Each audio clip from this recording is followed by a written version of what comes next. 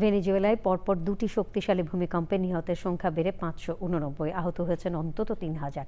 ধসে পড়া বিভিন্ন ভবনের ধ্বংসস্তূপে আটকে থাকা জীবিতদের উদ্ধারে দিনরাত কাজ করছেন উদ্ধারকর্মীরা। ইউএসজিএস এর তথ্য অনুযায়ী এবারের দ্বিতীয় ভূমিকম্পটি 1900 সালের পর দেশটিতে আঘাত হানা সবচেয়ে শক্তিশালী ভূমিকম্প। প্রাণহানির সংখ্যা 10,000 ছাড়িয়ে যাওয়ার আশঙ্কা করছেন বিশেষজ্ঞরা। ভেনেজুয়েলাকে সব ধরনের সহায়তার আশ্বাস দিয়েছেন মার্কিন প্রেসিডেন্ট ডোনাল্ড ট্রাম্প। সৈকত দেবনাথ জানাচ্ছেন।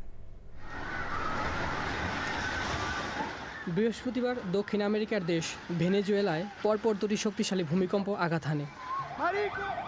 প্রথমে রাজধানী কারাকাসের পশ্চিমে 7.2 মাত্রা, তারপর 7.5 মাত্রার শক্তিশালী ভূমিকম্পে ব্যাপক ক্ষয়ক্ষতি হয়েছে।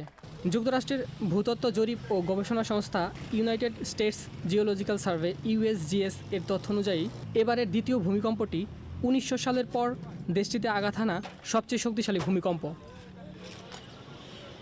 ধসে পড়া বিভিন্ন ভবনের ধ্বংসস্তূপে আটকা থাকা জীবিতদের উদ্ধারে দিনরাত কাজ করছেন উদ্ধারকর্মীরা।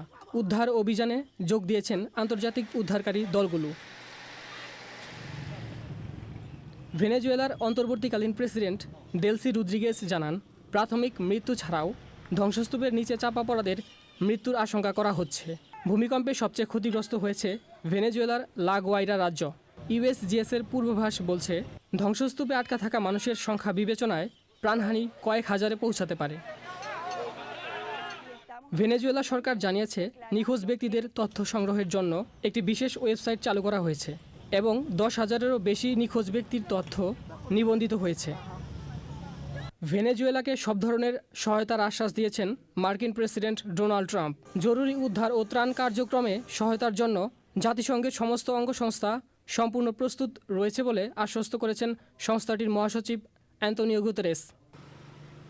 সৈকত দেবনাথ, চ্যানেল আই।